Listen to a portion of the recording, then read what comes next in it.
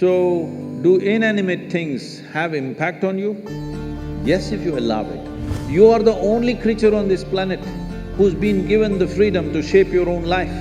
It is this freedom that human beings are suffering. For good luck, you keep it in the pocket. If it's on your finger, they will think you're…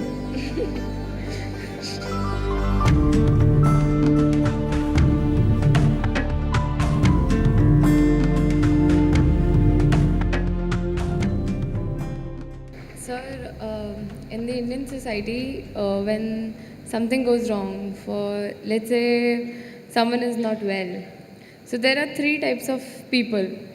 Ones who go to the hospital, then there are the ones who rush to the temples, and then there are the third ones who rush to the astrologers.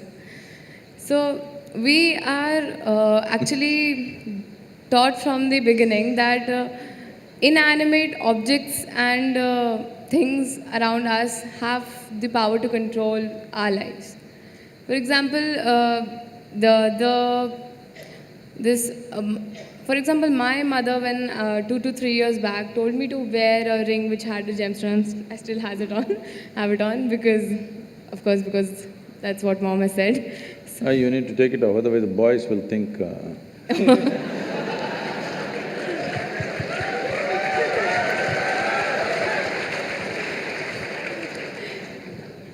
For good luck, you keep it in the pocket. If it's on your finger, they will think you're… See, human life is made in such a way, particularly human life. For all the animals, nature has fixed clear-cut path, what they can do, what they cannot do. Their lives happen between two lines. They cannot go below that, they cannot go above that. Within that they live. That's why they look so sure and certain, and they're peaceful. Once their stomach is full, they're all peaceful. Do you see this? Hello? Are you on talking terms with me or no one? Do you see all the animals, once their stomach is full, they are peaceful. But human beings are thinking, or they're being taught that peace is the ultimate goal of life. A buffalo, full stomach, he sits peacefully. And for you, that is the ultimate goal, what a shame. What a buffalo can do with a stomach full of grass or whatever else he eats, you have to hold it as the ultimate goal. Is it not a shame, I'm asking you? But this is being taught like this, peace is the ultimate goal of your life. But coming to more fundamentals, if you're not peaceful today, can you enjoy your dinner today? No. Can you just enjoy walking down the street? Can you enjoy the company of a few people around you? No. If not ecstatic, at least you must be peaceful to enjoy anything in your life. So I'm asking, should it be the first step in your life or the last step in your life? Such people will only rest in peace. Now, do other things have influence on us, particularly inanimate objects? The gems and the diamonds and things like that, and also the planets. See, the nature of the planet has a certain influence on the life upon it. You will see on full moon days and new moon days, many animals behave in certain specific ways, simply because they're influenced by it. You know the whole ocean is rising. When ocean, which is millions and millions of tons of water, is able to rise, when 72% of your body is water, you think it won't rise at all? It does. So, I don't know if you're conscious of it, but in India, most people are, not only in India, in anywhere, wherever there are mental asylums and things, they are conscious of it. On full moon days and new moon days, people get exaggerated levels of disturbance in their minds.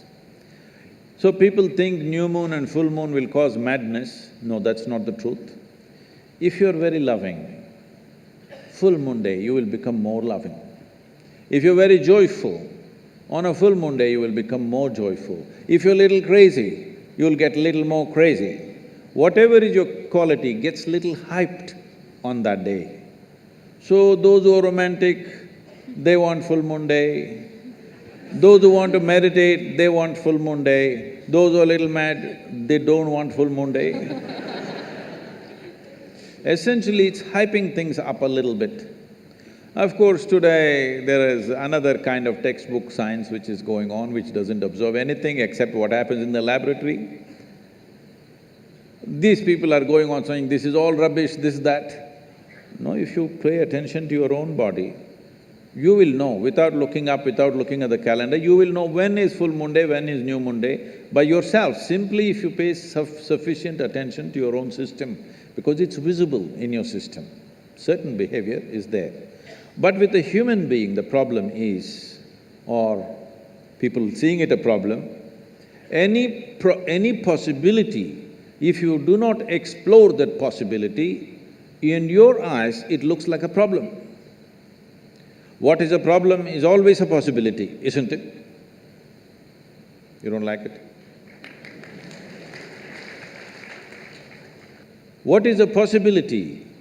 If you do not explore it, if you do not realize what is the possibility, it seems like a problem to you. So, do inanimate things have impact on you? Yes, if you allow it, because this is the human predicament that who you are is not determined by nature, it is left open for you. Left open for you means you are the only creature on this planet who's been given the freedom to shape your own life. Is it a small thing? This is a product of millions of years of evolution that today, after all these creatures from a single-celled animal, after these millions of forms, here we are sitting, this is the only creature which can shape its own life the way it wants. Every other creature has to live by the laws of nature. We can shape our own lives. It is this freedom that human beings are suffering. If you're suffering your bondage, it's all right. If you're suffering your freedom, you're a disaster, isn't it?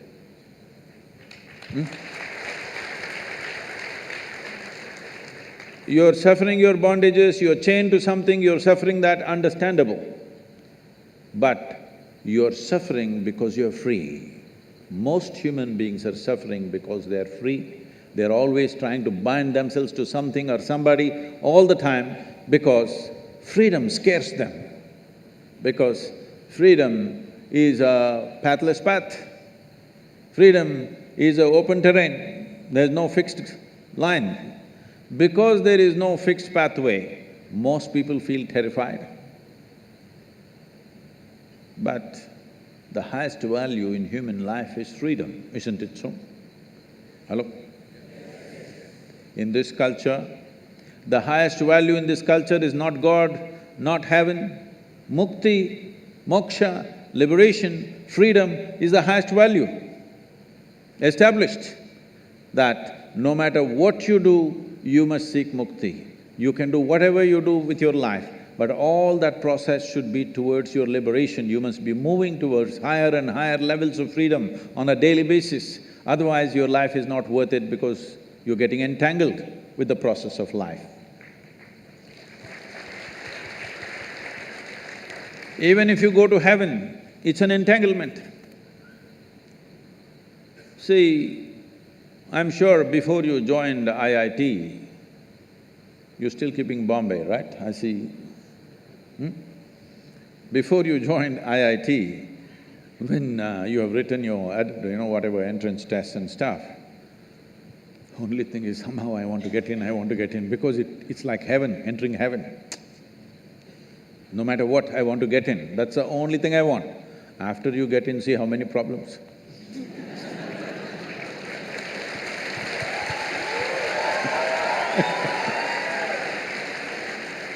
I'm asking you a simple question.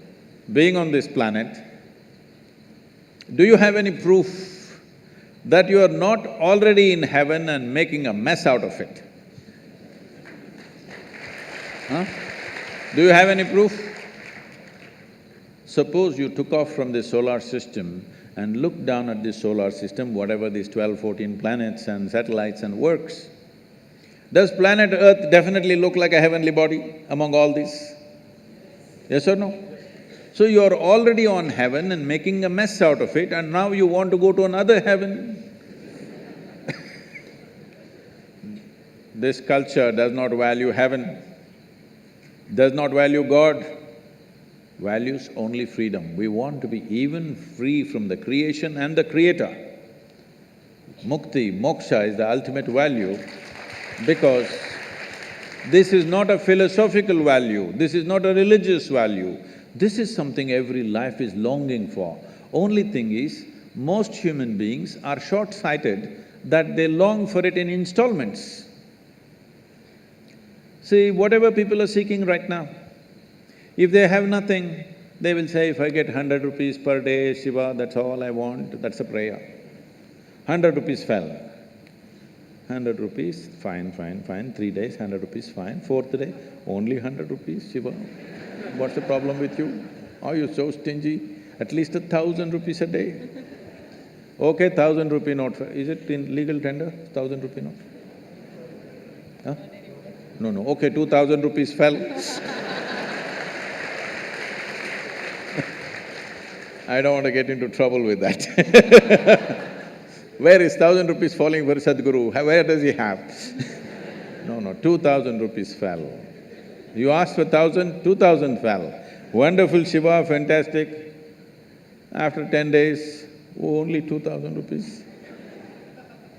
It doesn't matter how much it falls, something more, isn't it? This is not about money. People think it's about money. People think it's about wealth, power, pleasure, love, knowledge. No, these are all different currencies. Essentially, you're looking for expansion because you feel suffocated. If we keep you in the same place for too long, you feel suffocated, you want expansion. You want to be something more all the time. Yes or no? Always something more. Will you settle with fulfillment? No, you will look at the other planets, you will look at the new galaxies. So there is something within a human being which wants to expand limitlessly. That means it wants to be free, nothing else. Looking at this carefully, observing the nature of the life within, that it wants to expand in a limitless way, the only thing it is longing for is to become boundless. That means it's seeking freedom. That is why in this culture we established the highest value is mukti or moksha, which means liberation or freedom, not heaven, because heaven is just another place. Maybe little better accommodations, but same trouble after some time, isn't it?